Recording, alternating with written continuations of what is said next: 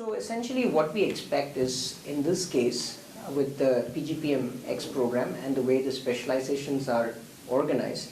is that the candidates will be able to grow in their careers and sort of transition into roles that would not have otherwise been accessible to them. So to illustrate a few examples or a few career outcomes that they could have, we could see people transitioning more into business-facing roles, and these could be techno-functional roles where you're now in front of the clients. It could be management type of jobs where you're now becoming project managers, or product managers where you have ownership on that side. So the objective is for helping people to transition into managerial roles and business-facing roles. So the specializations have been organized so that this transition will be made possible, so that based on their interest and prior background, they can transition into such roles. For example, there might be engineers who are in the class who have had probably, let's say, 5 years of experience, 10 years, and now want to become a product manager. So that is a very realistic transition. And if you think about what a product manager would need to do, would need to appreciate various aspects of what it takes to develop a product,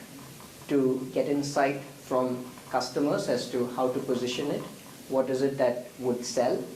what are the pain points, how to build systems in terms of providing customer support.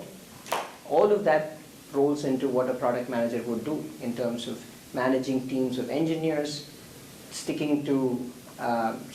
schedules, understanding requirements from the customer, translating that into technical specifications, then driving those projects to completions, and then planning launches, and so to speak.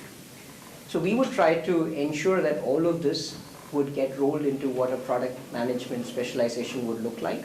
in terms of developing new products, launching them, getting feedback, iterating, and all of that. So this is just one specialization that I picked as an example. We will do the same thing for the other specializations that are offered, marketing, finance, and so on, where essentially somebody who wants to transition into those roles will have, let's say, a playbook to work with, and then make use of those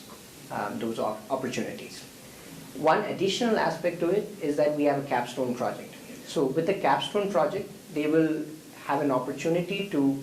let's say, work on a real case so that they can apply some of the conceptual and the theoretical knowledge that they gained on a real case study, and then work through a process of developing a project and an output that sort of will give them an insight of how this would happen in the real world, so that later when they go for their interviews and things like that, they will be able to talk about a specific thing that they worked on.